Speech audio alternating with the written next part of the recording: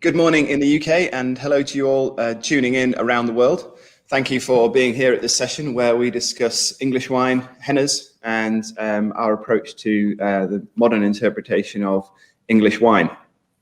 I'm joined today by four amazing panelists. We've got Nigel Wilkinson, Master Sommelier, Colette O'Leary, who is the Henners winemaker and estate manager, and also Paul and Sarah from the restaurant, the art school, who we work very closely with. And if I could just ask you all to introduce yourself in turn, going from starting with Nigel, then that would be great. Thank you. Fantastic. Thank you very much, Mike. So, as Mike said, my name's Nigel Wilkinson. I'm the Master Sommelier that works for Boutinot Wines with the Henners brand globally, and also here in the UK, concentrating on fine dining restaurants. And Colette, if you could introduce yourself, please. Yeah, of course. Hi, everyone. Thanks for joining us. My name's Colette. I am the winemaker and estate manager at Henners Vineyard, and we'll talk lots more about Henners throughout the session. Lovely. Paul, please could you let everyone know who you are? That would be great. Absolutely, yeah. Good morning, everyone. It's Paul Askew here. I'm the chef patron at the Art School restaurant. Passionate wine and food culture development kind of guy, and the chair of the Royal Academy of Culinary Art in the north of England.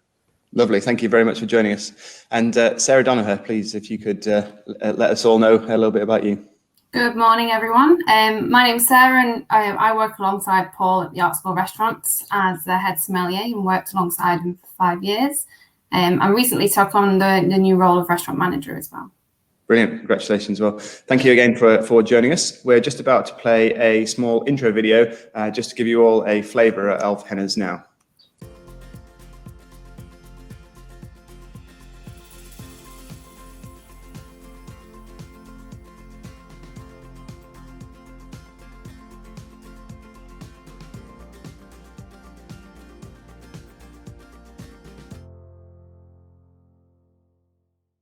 The first thing that I thought was important to start framing this with was just to have a little bit of background information on England and England as a winemaking country and as a winemaking entity. So we've been great drinkers of wine. It's the most popular alcoholic drink in the UK, but actually in terms of the amount of wine that we produce ourselves, we've been it's a relatively recent addition, and a huge amount has changed it changes every year, and there's always new things that are emerging, new styles, quality is increasing all the time. So if you thought that you knew about English sparkling wine and maybe the last time that you tried something was a few years ago, or it's very difficult to keep up to date because so much is changing, and that's a really, really exciting part of it.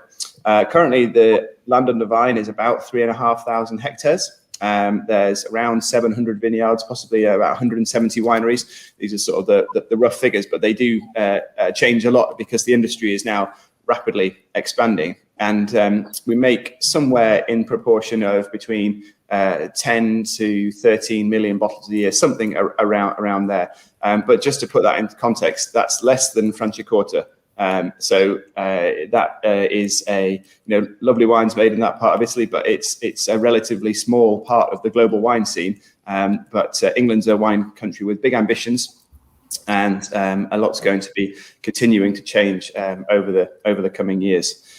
And it's great that Boutinot, as a wine importer, as a winemaker, has its owning vineyards and wineries in South Africa and in France, is also able to have a home in England as well. So we're able to see the production firsthand and be engaged in a growing part of our market. The English wine story is quite a unique one, because if we think about France as the old world and European countries referred to as the old world, South Africa and the countries outside of Europe as the new world, then to tag a line from Eric Munnin, the head winemaker of Boutinot, England is the next world. And it really is a different set of winemaking techniques. It's its own culture. It has its own identity. And for me, so I'm a master of wine, and I did my research project on cellar doors in the UK. So I have a relatively big experience with English wine.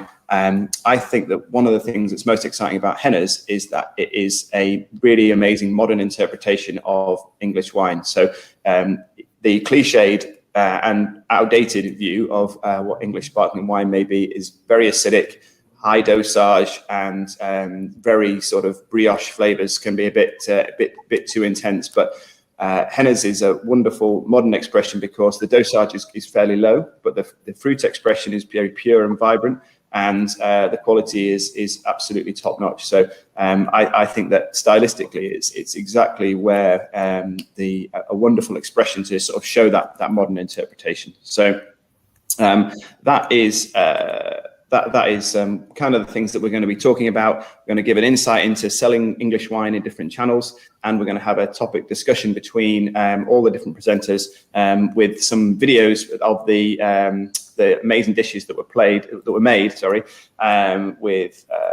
with the Art School restaurant, and discussion on food and wine pairing and how all this sort of fits together. So I think that's going to be a really great session. So before we start this discussion, I think we're going to play the video of the Henners Brut, and we're going to see a little bit about what the fun that Nigel, Paul, and Sarah had a few weeks back. So we're going to watch that video now.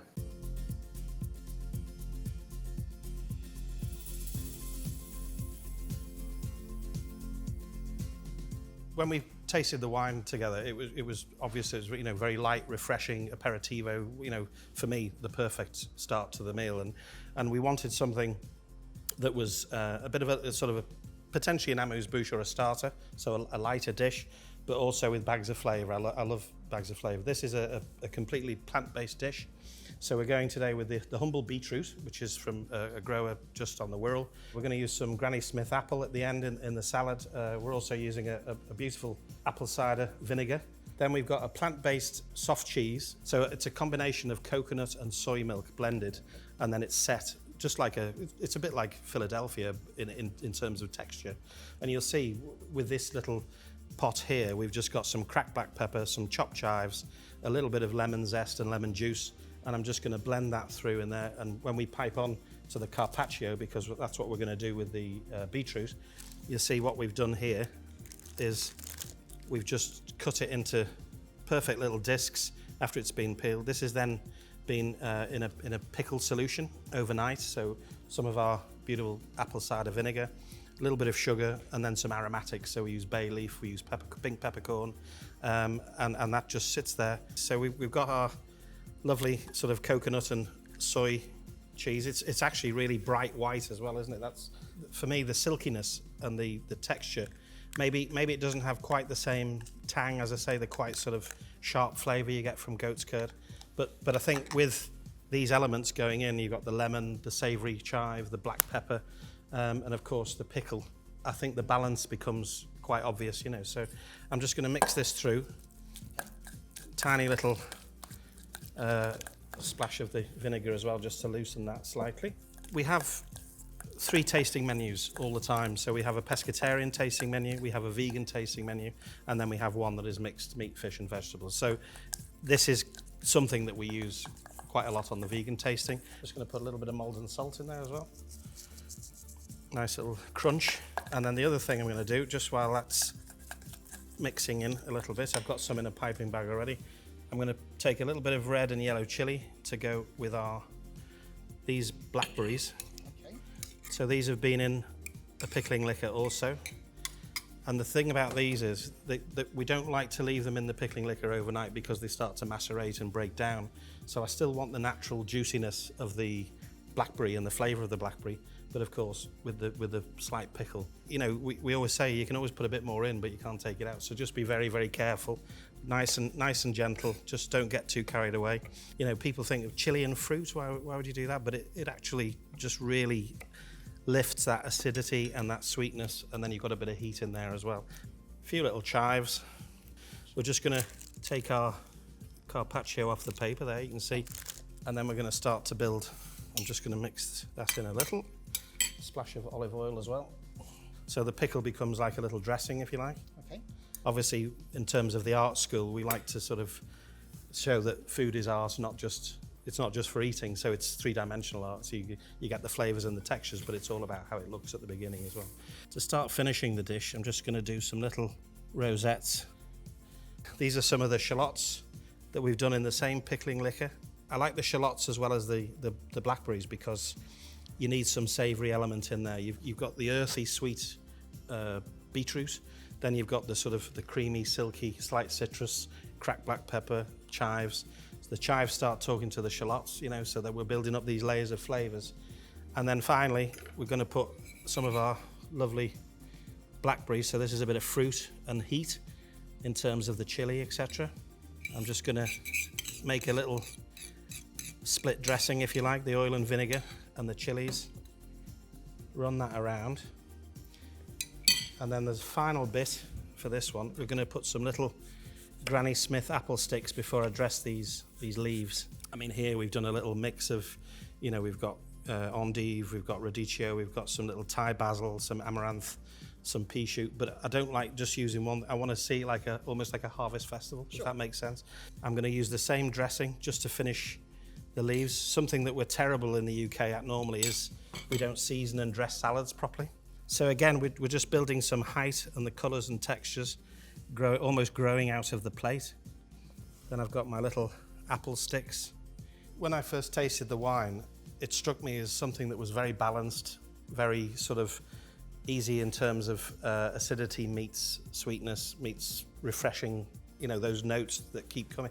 And I think when you taste these different layers, whether it be the Granny Smith, the blackberry, the beetroot, it has a similar sort of effect. And when you finish eating it, I hope, in my head, you would feel the same as if you just finished drinking that. So it has a sort of refreshing and restoring element to it. And I think that, with a beautiful, refreshing glass of Henners to start the meal, whether you're a vegan, pescatarian or a meat eater, you're going to enjoy that. So.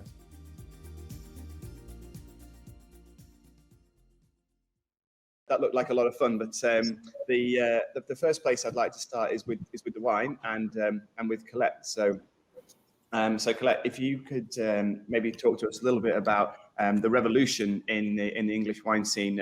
What have you seen in the last 5 years and since you've been involved in the Henners brand? Yeah, of course. Henners is a vineyard down in East Sussex. We are on the south coast of England, just 5 kilometres inland from the English Channel. And for those that don't know where East Sussex is, we're kind of south of London in the bottom right-hand corner of England. We've got Chardonnay, Pinot Noir and Pinot Meunier planted at the site. And since Boutinot purchased us in 2017, there's been a huge investment in the winery. And we've more than tripled capacity in the winery. So we can now do 150,000 bottles and we're doubling again this year. So kind of Boutinot really saw where English wine was going and wanted to invest in the industry. A little bit like you said, they've got homes in France and in South Africa. We've now got a home in England, really. And the Boutinot and the Henners journey is kind of follows the trajectory of the English wine journey, really, in the last 5, 10, 15 years. The growth in vineyard plantings, the growth in bottles being produced, and the styles and range of wines is continuing to grow. And there's never been a more exciting time to be in the industry, really. We've gone from 1 or 2 million bottles a year to, as you said, 10 to 15 million bottles a year.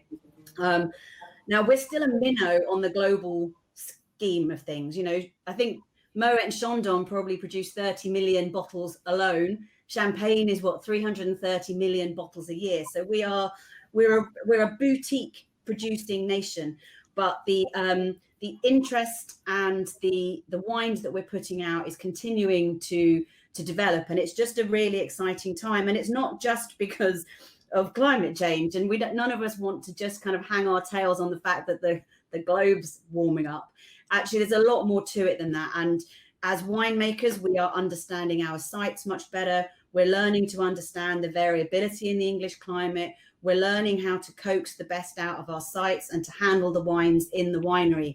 And you're beginning to see that reflection in the glass. And like you said about finding that balance of acidity and aging and dosage and fruit profile, that does take an industry a little while to come together.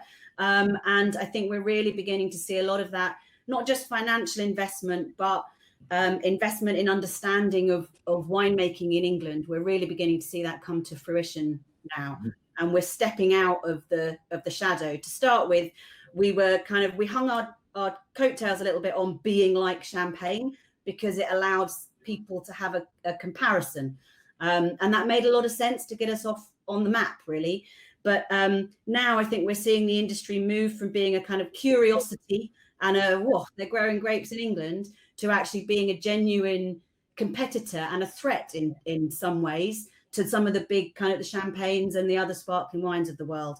And so, yeah, the trajectory is really positive. And as we said at the start, we're moving, we are the next world. We're at the very frontier of where the new things are happening. We might be at the margins of what's currently capable, but the future is really, really bright. So it's a great time to be part of the industry. And we can see with places like the Art School taking English wine seriously, fine wines and pairing, and looking to see how those can come together. I think it shows that English wine is really coming of age. Absolutely, and stylistically, I think we're seeing that as well with a broad diversity of styles too. So I couldn't agree more. And I think what would be interesting if we go back in time just a few years. I'd like to ask you, Nigel, about any sort of comparisons to other regions that maybe now appear established, but maybe weren't even as little as 20 years ago, just to give us an idea of where England can be just a short way down the line. So are there any regions or areas that sort of spring to mind with that sort of question?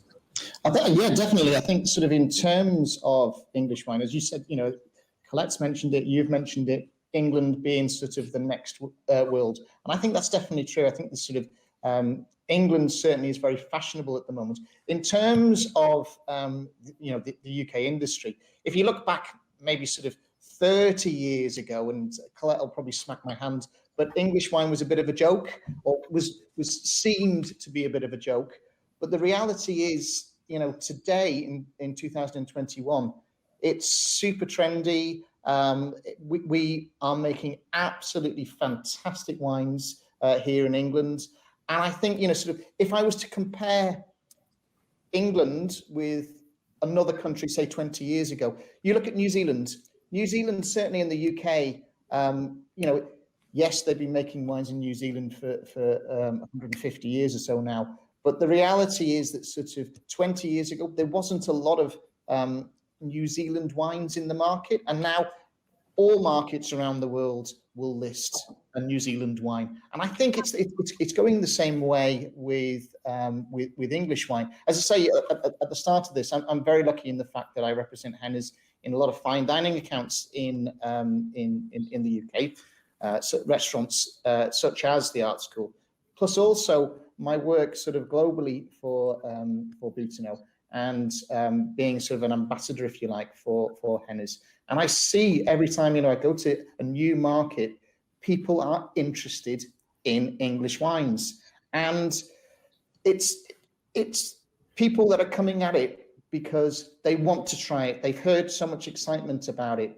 It's not because it's a bit of a joke anymore. It's because they've heard about the quality and they want to try it, and they want sort of the support that we're getting globally. And there's lots of sort of our suppliers globally on this call today, and it's fantastic. It really is fantastic, and I think it's just the start as well.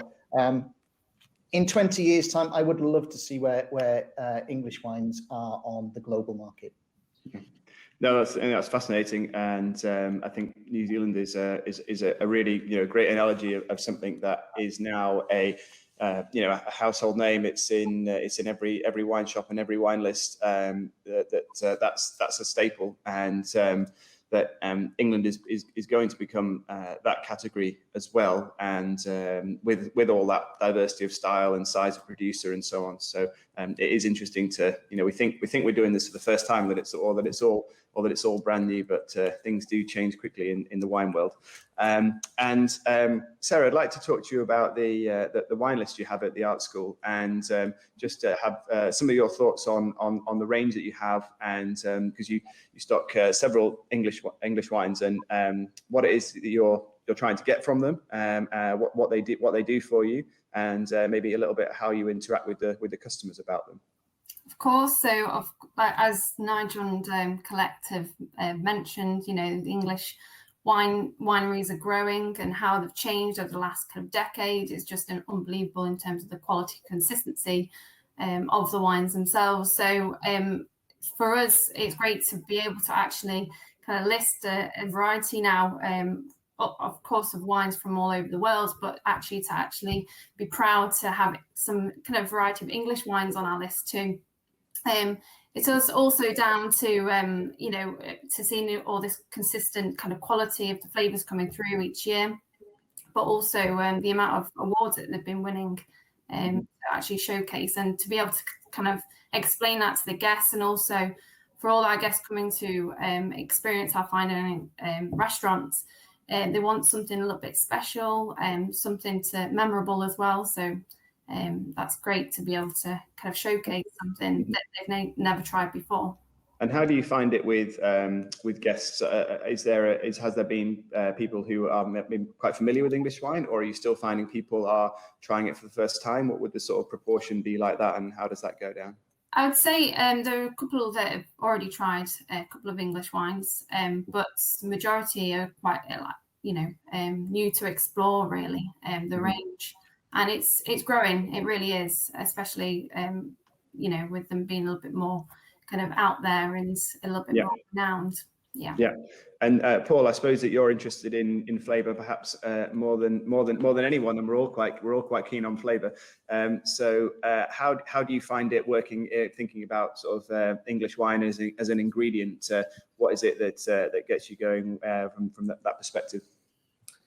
Yeah, well, I think picking up a few points from Nigel, Colette, and from Sarah, really. I mean, the art school is all about the pursuit of quality and the use of local ingredients as much as possible. So, our area doesn't have any winemaking, but in terms of flying the flag and being patriotic, we've always wanted to list and follow the journey, if you like, of English wines, and whether it's been Gusbourne or Nightimber, and seeing Henners and the journey that you've been on to where the wine is today is absolutely fantastic. So when we're working on a new dish or a new tasting menu, if you like, it's wonderful to be able to do tasting with Nigel. Look at the possibilities, understand the level of fruit, the level of acidity, just as we would look for a balance in the dish of texture, flavor, acidity, sweetness, balance, to give those taste buds a workout.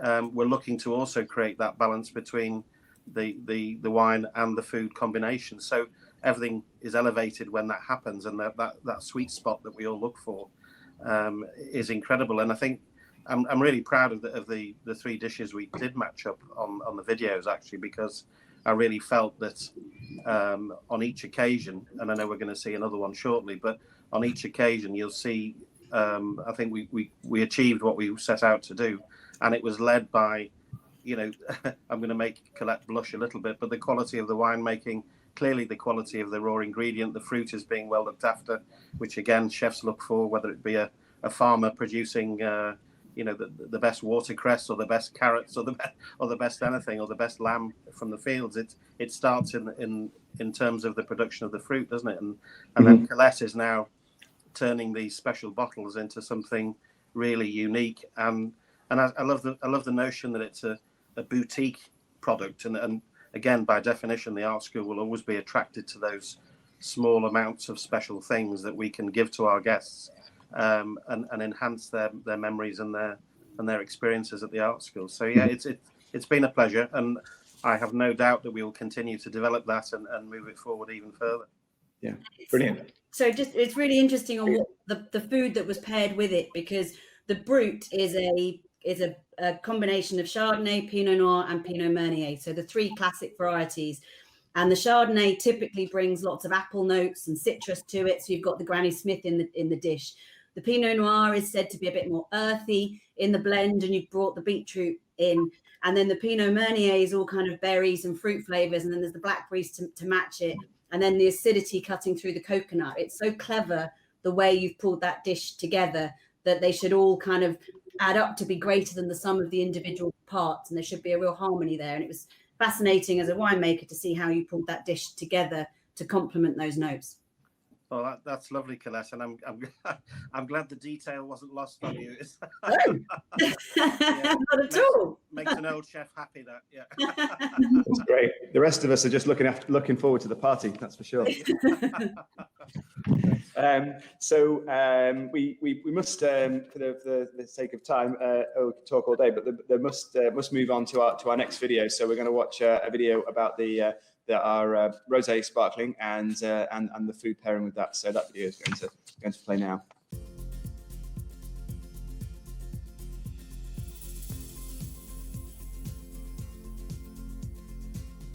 I think when you look at the beautiful colour, you know, that sort of coral pink, straight away that says to me crustacea, shellfish, maybe shrimp, crab. When you taste something like this, there's delicate flavours in there, but that sort of pink colour, along with, in this case, a little bit of cured sea trout, a little bit of shrimp. We're going a little touch of Southeast Asia on this as well. We're using some ponzu on the shrimp for some citrus acidity, which I think will go really well with this as well. So hopefully, all around a nice balanced dish. Obviously, this is a special ingredient, as we said before. You know, for me, it's about the integrity of what you work with, and this is it's called a Loch Echtive trout. So it's a fresh farmed trout, but it's a sustainable fish. We always try to support British seafood. We have a fantastic local fishmonger who I've used for 25 years. He buys from Cornwall, he buys from Scotland. We still have some day boats that go out in Liverpool. So we've got some pickled cucumber ribbons, just literally with a peeler. This has gone into a little bit of pickling liquor. In this case, I've gone to Southeast Asia, so this has got rice wine, vinegar and mirin. Then we've got in here smoked anchovy breadcrumb, and then some little bits of red vein sorrel, baby leaf spinach. This is an Asian dressing which I'm going to use on the shrimp. Ponzu, which is bonito flakes steeped with citrus, so you've got orange, lemon, and then soy in there as well, so there's a bit of salt. But the final bit of luxury, of course, I couldn't resist, but a little bit of caviar on top as well. So for me, when I tasted this and we used it in our Valentine's boxes, it tells me luxury. It needs something. I've just cut a little rectangle, if you like, of the trout. So that this has been cured, then cold smoked, so it's still raw. But what we're going to do is an interesting technique, and this is just very gently warming in olive oil. I've just done a mixture of olive oil and veg oil, and it's a technique called mi-cuit. Sometimes you do with duck fat or pork fat, and we just drop the fish in, and the idea of mi-cuit just means just cooked. I want the cure, I want the smokiness, but I want it warm for this dish. And I think, you know, just to see that sort of translucent colour in the centre, it's not hot, it's warm, but it's still translucent in the middle. And then in here, we're going to put the shrimp straight into a little ponzu dressing. So ponzu is actually a Japanese dressing which they make from bonito flakes, which is tuna family, small tuna, and then that's with kombu seaweed, orange, lemon, and soy.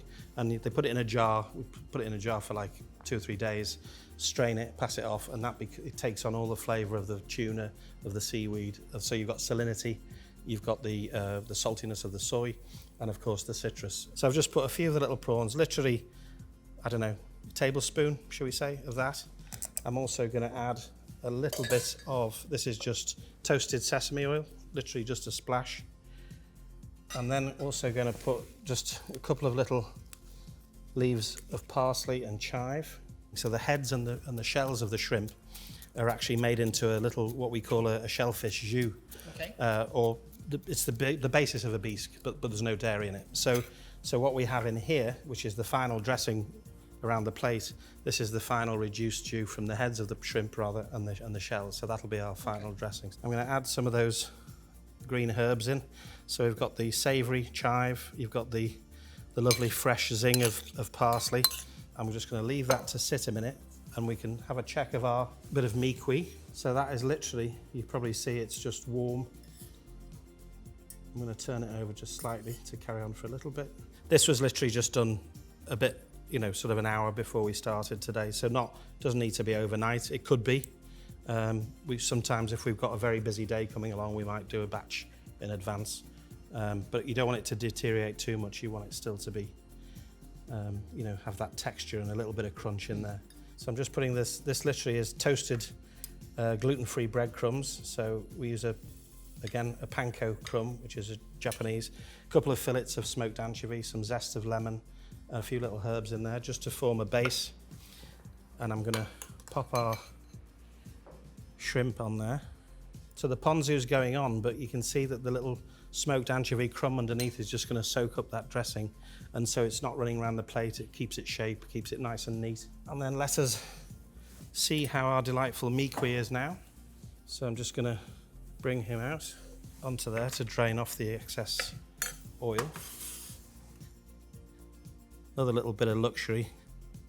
And then I'm just gonna finish with a leaf that is often used with seafood, red vein sorrel. Sorrel always has a citrus note to it, but it's got these lovely veins of red which just pick up the colours of the shrimp and the colours of the cured trout. And then the final thing, remember, is our little lobster drizzle. I'm just going to drizzle a little bit through. And then final, my little friend shiso, it's again spinach family. We've got baby spinach on there. Just a little splash of purple. And that, with your glass of Henners Rosé, I would say it would be rather nice. Fantastic. Thank you. Good. Santé. Santé. Colette, maybe I could just jump to you just to tell us sort of specifically about the Henners story. What sets Henners apart? We were talking about ingredients. So, what is it about the Henners vineyard that sort of informs the style and makes it unique? Well, I guess there's kind of two angles to this, really. There's the physical site where we are, and I've touched on that. We're in the south of England. We're near the coast. We're in the warmest, driest pocket of England. We get more sun than you do up in Manchester.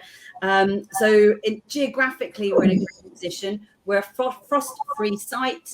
And we're on clay soils, which gives us this really great richness coming through in the wines. So I think as a vineyard site, we're really well situated. But beyond that, we are part of the Boutinot family, and that brings something pretty unique to what we're able to do at Henners. I mean, we've touched on the fact that there are wineries in South Africa and France, but that doesn't really do justice to the fact that means that they're part of our team, and we're in regular contact with the winemakers there to draw on experiences, to learn from them. And we also work with the product managers from across the world. So we're able to kind of get insight on what works in other markets, where the trends are going, what people are drinking, what they're enjoying. And so what you're trying to do is obviously find a balance of what you want to make and what you're capable of making from your site. But we're very much looking kind of globally. Mm-hmm. And an example of that is we've been pulling together the sparkling base wines for blending this year, but we're also making some still wines this year because we're kind of diversifying the portfolio that Henners can produce. And one of the things that we've been doing with the French winemakers is tasting through some of the French rosés that they've been working on, so that we can kind of benchmark and compare with what else is going to be hitting the market. So we're not trying to make an English French rosé. That's not what I'm saying. But what we're trying to do is benchmark ourselves and be aware of what we're up against. We're not just trying to make an excellent English wine. We're trying to make an excellent wines that stand up wherever they're drunk and whatever they're being compared to. And that insight from the wider Boutinot family, I think, really does help set Henners apart, and we draw on that. And as a winemaker, being able to draw on those talents from across the family is it's amazing, really. Yeah, no, absolutely. And I think that that's a hugely important part, to have all these different facets. So could you tell us a little bit about the site more specifically? I think it'd be nice just to set the scene of for people of sort of Pevensey Downs and the soil and so on, and just to give people a sort of flavour of what it's like being stood in the vineyard outside the window that you can look through. Well, it's currently cold, to be honest. We're in a winery with little insulation and no heating. But the actual site itself, we're near a little village called Hurstmonceux in East Sussex, just inland from a town called Eastbourne, and near where the Battle of Hastings took place for the kind of the historians amongst us. And the site itself is on a site slope, and we look down over a nature reserve called the Pevensey Levels, which used to be the beach thousands and thousands of years ago before the kind of sea line retreated.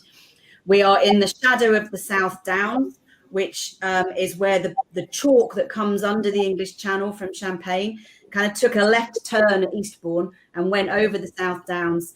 But sitting in the shadow of the South Downs means that the bad weather and the rain tends to hover above over the South Downs, so we're relatively dry. As I said earlier, we're on clay soils, and this brings a certain richness to the wines, we believe, but we're also really close to sea level. And because we're at the margins of where it's possible to grow grapes, this comes into play at harvest time, basically. We are slightly warmer than our chalk sites that we work with. So we typically harvest 10 days earlier than some of the chalk sites. And bearing in mind that picking in England is pretty late, we often don't start picking until the 7th of October, somewhere around then. At the end of the season, 7 to 10 days can make quite a bit of difference on your sugar levels and your acidity levels, because autumn's kicking in. And so being close to sea level often allows our fruit to get slightly riper flavors, slightly richer before harvest. So all of those things come into play, really.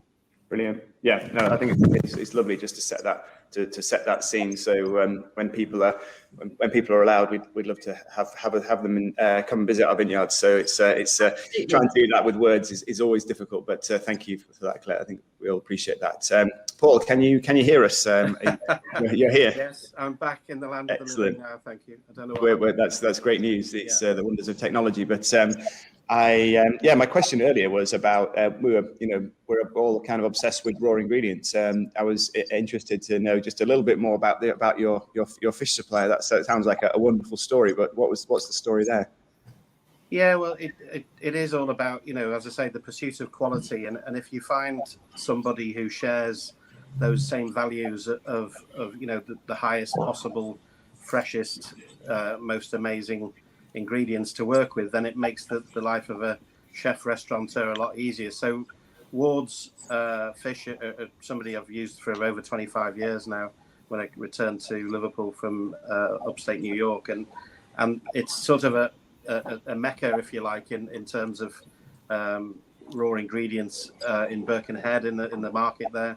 He has his own lobster tank, his own oysters and live crab, etc. And I encourage them to start, producing slightly higher quantities, if you like, and supplying restaurants. And they've never looked back. But for us to be able to buy the best from Cornwall, the best from Scotland, but more importantly, some local boats that still go out from the Dee estuary and into Liverpool Bay for sea bass and skate and great flatfish. And then, of course, if you've got an amazing set of ingredients, then you're looking for amazing wines to match them up. And it was lovely to, as I say, to produce another dish with that rosé that was really, instead of being in Provence, I think we joked before we came on air, it was a combination of Costa del Merseyside and Costa del Eastbourne, wasn't it? Absolutely. So again, it was kind of, we were just talking before we came on that as a winemaker, it's so refreshing to see these sparkling wines paired with dishes throughout a meal. I think often sparkling wine is put in just the aperitif camp, or there's a tendency to think, oh, well, sparkling wine, if you have to pair it, it probably will just go with fish and chips, kind of standard fish and chips, if you like. And what has been, again, so great about that pairing is that you've shown the range that it can go with. This rosé is a dry rosé. It's not sweet, so it doesn't really suit being paired with desserts. But being paired with those delicate flavors and that kind of toasty breadcrumb and the delicacy of that fish, again, with some of those citrus notes coming through, it's another really clever pairing to show how sparkling wines can be paired with throughout a meal, really. And it's down to the testament of the ingredients that you're using as well, that they have this perfect balance. Absolutely. Yeah. And I think, with working with Sarah and Nigel in discussing these things, I would encourage people in their own establishments, it's a group decision and we all have slightly varying taste buds, don't we? And to get that sort of oily fish and then a few shrimp and some of the bisque, etc., into that dish was very important. And it's nice because you're playing the percentage game in terms of pleasing your clientele. So we need to get each other's opinions, and as I say, I would encourage that greatly. One thing that I just would like to draw out of that is that Nigel and I we don't make anything. We work with the customers. But what I found really interesting is that we take this approach all the time. We're so obsessed with the product, but actually it's the philosophy that connects them more. It's not necessarily that it has this particular flavor profile or it won this medal. All that's great, you know, and obviously important, but actually the philosophy, the commitment to quality, the boutique nature, the real people behind it who you can talk to or who are experts in whichever area is what sort of comes through. So, you know, that for me is a sort of little lesson to maybe get out of the detail so much and start thinking about what the overall picture is. So if I could just ask you, Nigel, talking about things from a bigger picture, why does Henners belong on lists? You have experience of you know, globally and with different restaurants. So why does Henners belong on lists? I think you know, to answer that question, I think sort of it's all down to quality. More than anything, it's quality has to be sort of the ultimate sort of point in any product. What makes Henners so unique as well is the fact that I think it's great value. I think it's you know, it's a product that we're really proud of here at Boutinot. Plus also, I think, you know, sort of we should be proud as an industry, you know, that there are other producers in addition to Henners that are making world quality wines now. And, you know, as I mentioned before, I get the fantastic job of representing Henners globally. And I've had fantastic success with the Henners brand. You know, sort of just dropping a few names. I can see the guys from Lithuania are joining us today. So the Kempinski Hotel, Kempinski Grand Hotel in Vilnius represents Henners. Places like the Shangri-La in Hong Kong have had Henners before. The Holly Hill Inn in Kentucky. So yeah, you know, Henners is getting out there. It's becoming popular all around the world. And in terms of the UK, the plan is that we're going to get Henners listed in some of the most prestigious places in the UK. Because as I say, you know, it is something we are really proud of. I just think the product itself is absolutely fantastic. Yeah, absolutely. Well, thank you. I think that's incredibly interesting and so you know, amazing to think at the start of that journey how we would end up on those lists and holding a sort of rightful place there. So that's fantastic to see. We're going to watch our final video where we are going to see my favourite wine in the range, the vintage sparkling. So we're going to watch that video now.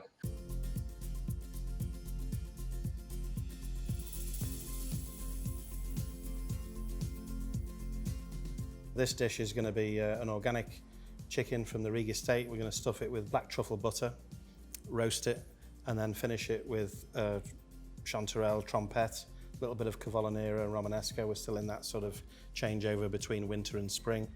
And then finally a lot of extra truffle on top. You know, for me, the vintage smacks of sort of earthiness, richness, buttery, a bit of dairy in there. I mean, we've got two of the most amazing things of what I've just said there. You've got an amazing organic chicken from the Riga estate. We've got Wiltshire black truffle and a local butter. Here we are with the king of all chickens, as I've just said, Britain's poulet de Bresse. So we're literally gonna just take the legs off. Nothing ever gets wasted. We have nothing but respect for the ingredients that we use. So these legs actually go away and they're poached, and then we pick the meat to make a pithivier. So I'm just loosening the skin from the breast meat. We've got some truffle butter, which has obviously our great local dairy butter, the Wiltshire black truffle, and then we put some tarragon, cracked pepper, Maldon salt, plenty of seasoning so we get lots of flavour under the skin, and obviously that keeps it nice and moist during the cooking process. So we just under the skin where the cavity has been made, make sure we get a healthy amount going on both sides. So just reshaping and making sure that black truffle butter is going right to the top in the oven. That's going to cook in, you know, 30 minutes. We're going to clean away now, get rid of the raw, and then come back and finish the dish with the cooked. So we're now going to start building the garnish for the dish. We've still got Cavallo Neros coming towards the end of the season, but still a beautiful, sort of almost like a seaweedy texture to it. Romanesco, our sort of pterodactyl-looking cauliflower, which is coming towards the end of the season, but still fabulous. And then we've got these wonderful things to go with our black truffle, trompette and chanterelles, and these are also grown in the UK, pomme violette, or purple potatoes. I've started our little camping stove over here. These have been just steamed and sliced, and then again we're just going to pop our little chanterelles and trompette, just a few like that. Tiny little bit of seasoning, a little bit of pepper, some of the magic butter that we've talked about. You can see that's picked up a little bit of colour already. And I'm going to stop there and just let them drain, because again, we don't want to overcook anything. And for this next bit, I've just got some veg stock. So we're going to use the heat of the pan, a little bit of butter. This is for the green vegetables now. Again, some seasoning. And then we go with our Cavallo and our little bits of Romanesco. Just only need 2 or 3 pieces. The chicken has now come from the oven. You can see all that lovely black truffle has just melted into the breast of the bird and is just nice and rested, maybe 15-20 minutes. In a little baby's bottle over here, we've got some parsnip puree. Parsnip is such a wonderful puree in that it makes its own texture so smooth, and then we've got our little pomme violette. The colour and the texture of them, they're very waxy and they've got a lovely flavour. Some people, I know it sounds funny, but some people think we've dyed them or something, or turned them into, soaked them in beetroot juice, but it's just a variety of potato. And if you close your eyes, it would be one of the nicest potatoes you've ever tasted. So then we've got our little Romanesco just sitting on the purple. And then some Cavallo in the centre, those nice little greens. And of course, for me, one of the loveliest things, the orange chanterelle and the black trompette just mingling through. So I'm almost creating like a little woodland where the chicken has been nibbling in its life, and these chefs' minds work in mysterious ways.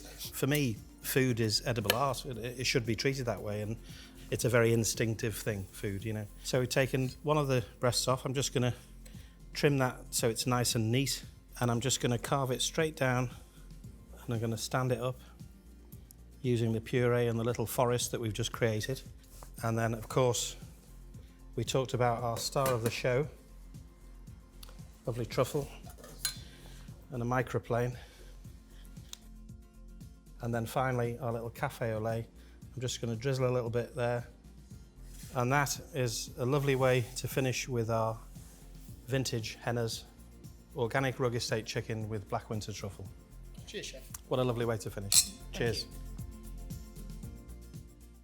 What a privilege to see a master craftsman at work. So where do you come up with those ideas, Paul? Well, I suppose many years of experience. It was my 40th year as a lunatic chef this year. So you get to know what works and what doesn't work, I suppose. But it goes back to the philosophy discussion earlier, and it's all about the integrity of ingredients, and whether that's the grapes that you start off to make fantastic wine, or whether that's an amazing organic chicken and a Wiltshire truffle and some parsnip puree.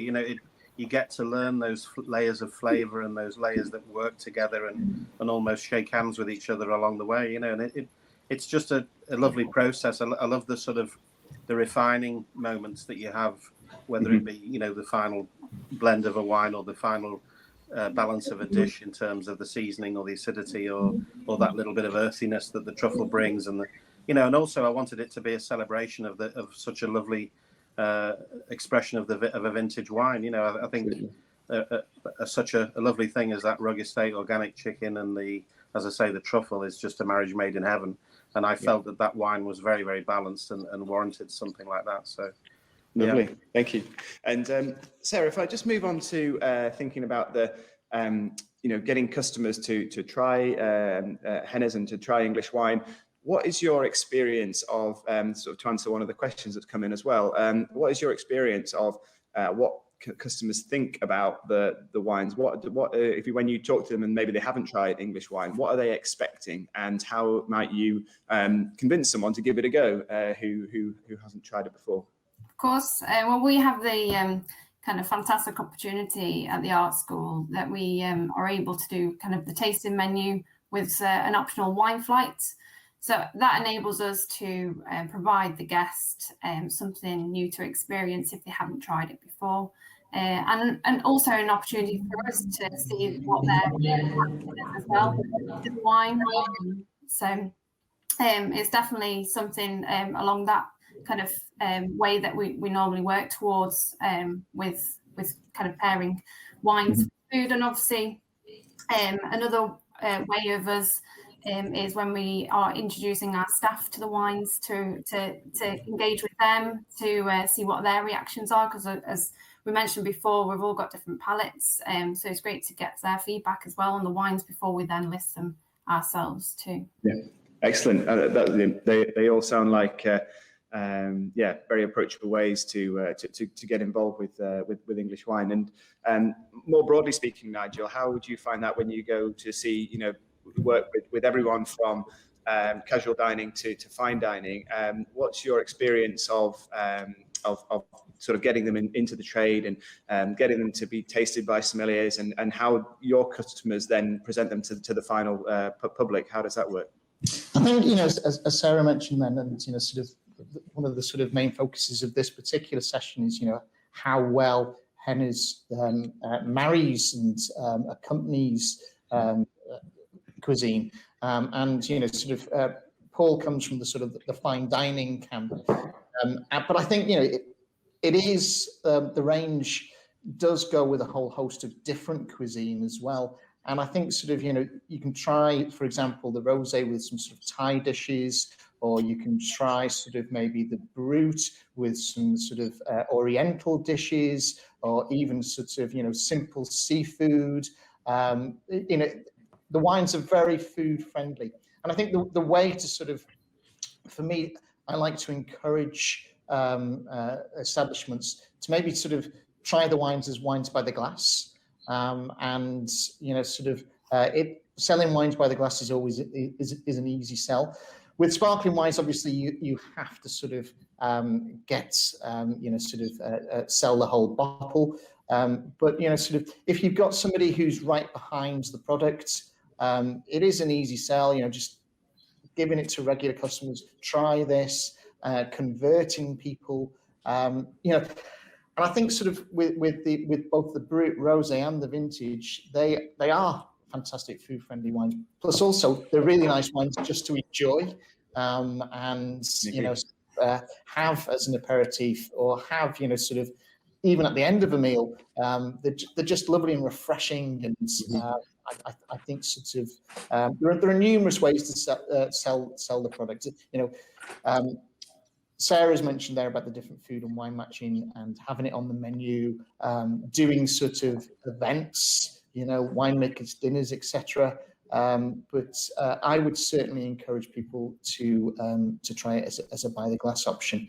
And then as I say, for a lot of people, English wine is new, and they might not be as adventurous, if you like, to buy a whole bottle, but they are certainly willing to try a glass. So that's what I would recommend. I think we can guarantee that the customers will be pleasantly surprised when they get that glass in front of them. So that's going to be it's like a magic trick. If you don't come through with it, then it doesn't work. But it absolutely does. So. As we are approaching the end of the session, I just wanted to cover off one of the questions and maybe to whet our appetite a little bit further. We've spoken really exclusively about the sparkling wines, but Colette, could you just give us a couple of minutes on the still wines and what the plans are there now and in the future at Henners? Oh yeah, of course. Still wines are going to be a growing part of the portfolio going forward, and we are looking at growers and sites that we can bring on so that we can make the kind of style of wines that we're after. This year we're going to have a still rosé, Pinot Noir led still rosé. We are playing around with some Bacchus for the first time this year, so we're going to have a Bacchus led blend with some Chardonnay in there and a little bit of barrel in there as well. largely stainless steel fermented, so it's going to be fresh and crisp and aromatic. And we've got a 2020 barrel fermented Chardonnay coming out as well. So we're going to have the 3 different styles and 2 quite different styles of white wine. And it's just the start, really. We'll continue to play. So yeah, it's an exciting development. Yeah, absolutely. So that's all well, brand new and something that is coming on as the next iteration, I think, of English wine. So the sparkling wines have really started to put us on the map, but the still wines are going to be another thing that drives the category on. So I think that's something which is really important. We are sadly out of time. Those of you who we weren't able to answer questions of, please get in touch with us, and we'll be absolutely delighted to talk more about whether it's the food, whether it's the art school restaurant, whether it's any aspect of the wine, or help with getting people through the journey and understanding Brand England and the Henners story. We're absolutely passionate about that and happy to do that anytime. But for now, all it takes for me is just to say a big thank you to the 4 panelists. It looked like hard work for Paul, a lot of fun for Nigel, and a bit jealousy for the rest of us. So I'd just like to say thank you again, and we will see you at the next session. Thank you. Thanks, Michael. Thank you. Pleasure.